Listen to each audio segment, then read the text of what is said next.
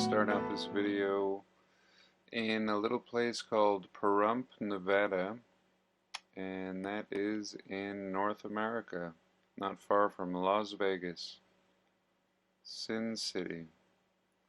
So yeah, here it is, and we notice right away that the streets are very unusual. We see a lot of things like this that seem a little bit out of place.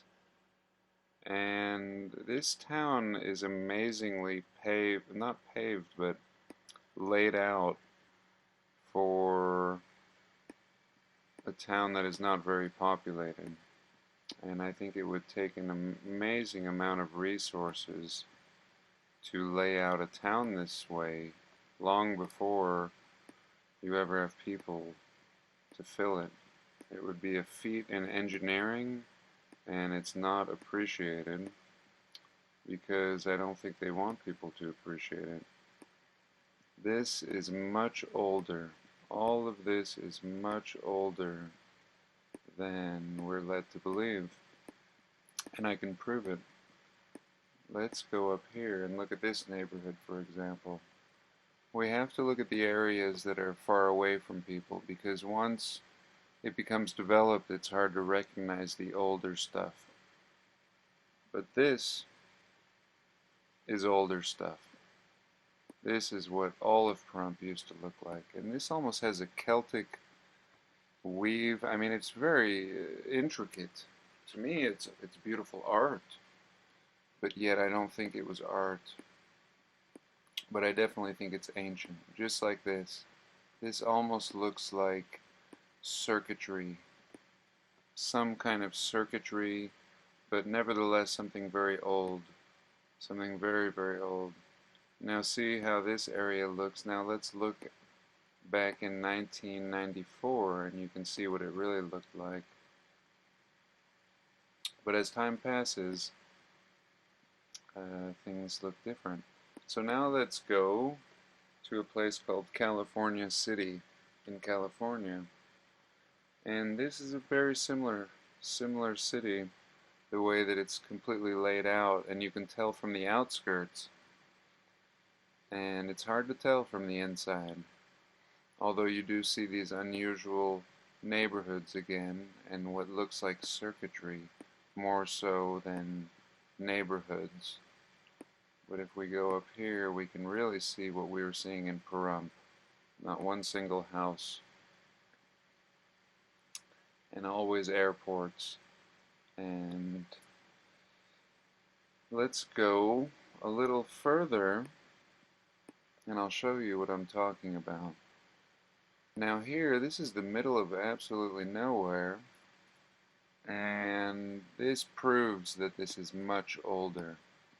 You see, we have the same circuitry, and this has been here forever. Let's go back and see if anything looked much different in 1994. Again, unchanged. This is ancient. This is definitely old. Let's zoom in a little more here. And let's go back to a modern date. So yeah, this is definitely old. Even this line right here is old. You see how perfect it is. And these lines will cut through ravines and water and mountains, and they don't waver. They do not waver because they're part of something much greater. They're connected to all of these, and we don't know what it is.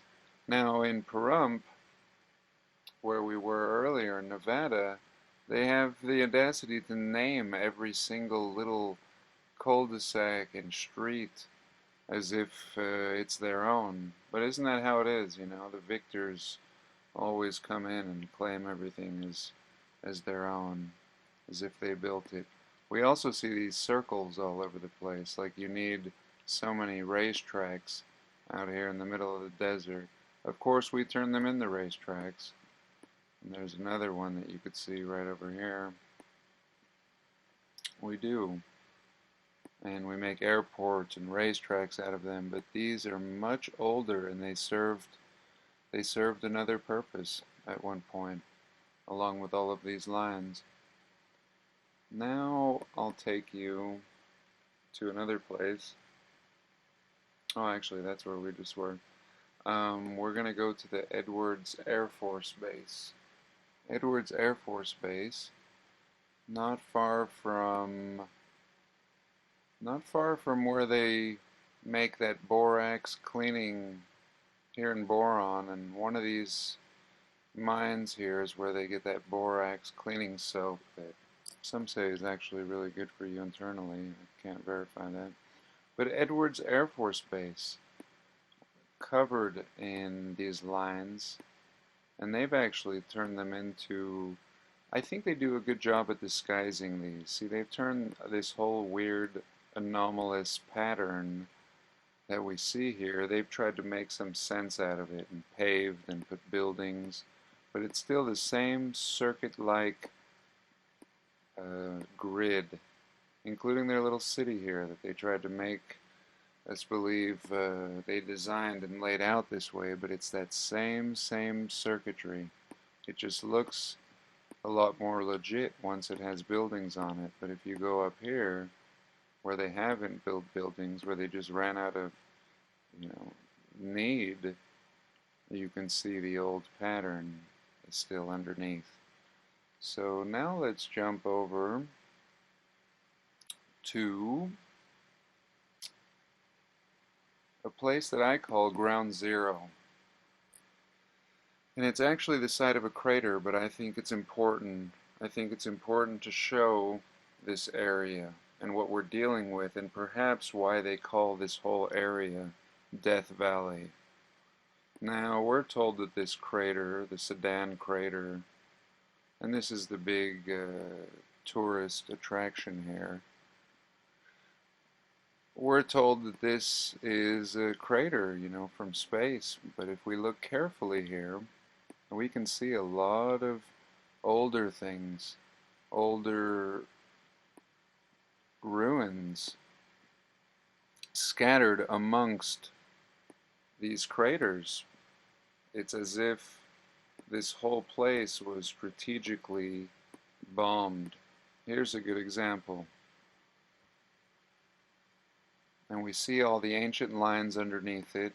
We see where buildings and roads and all kinds of different things were, but then we also see these craters as if this place has just been wiped out.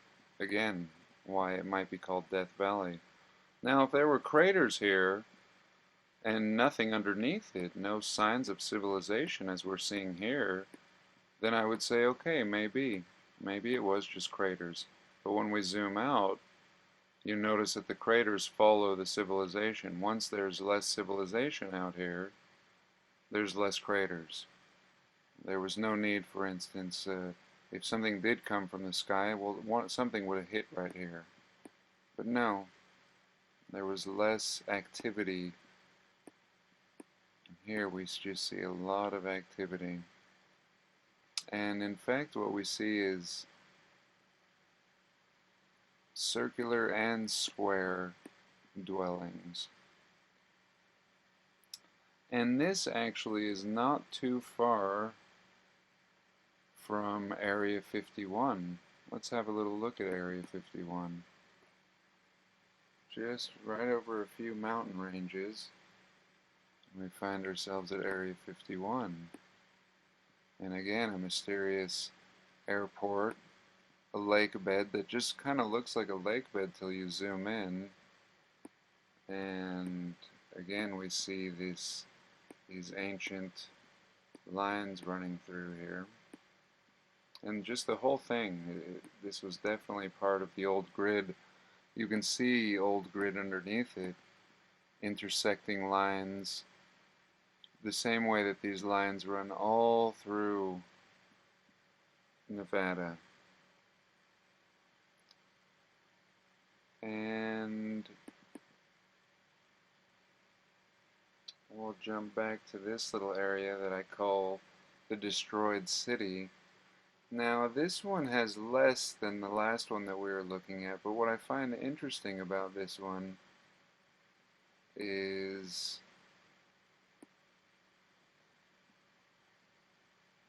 it kind of reminds me of what we see in New Mexico, where people would build circular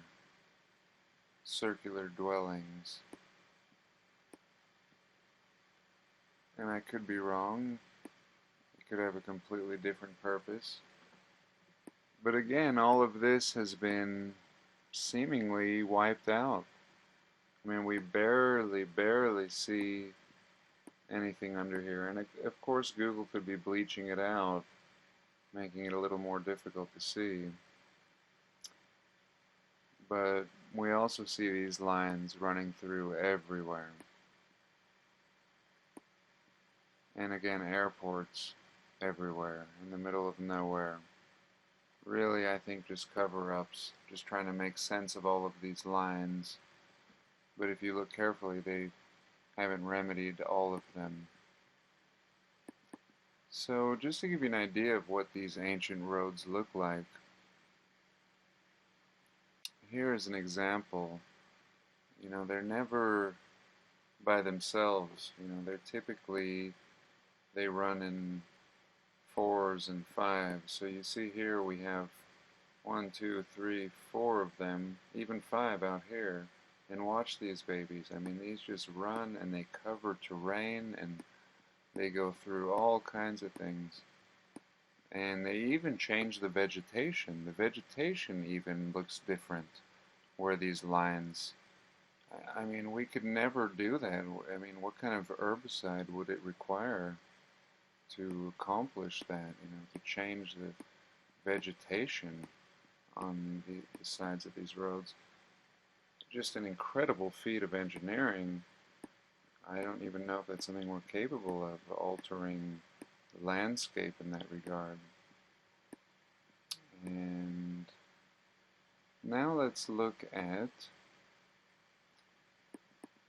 Peru. Now Peru is the first place I ever heard of that had these lines. They call them the Nazca lines. Peru is littered with these lines, and even hummingbird creatures like this. These are covered, and some of these are miles across.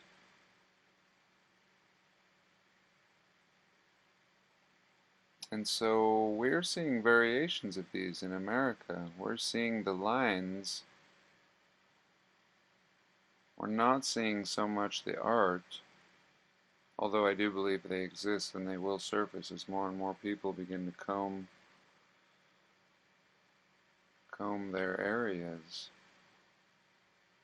But yeah, that gives you an idea of what we're dealing with. Here I even found a little yin-yang symbol.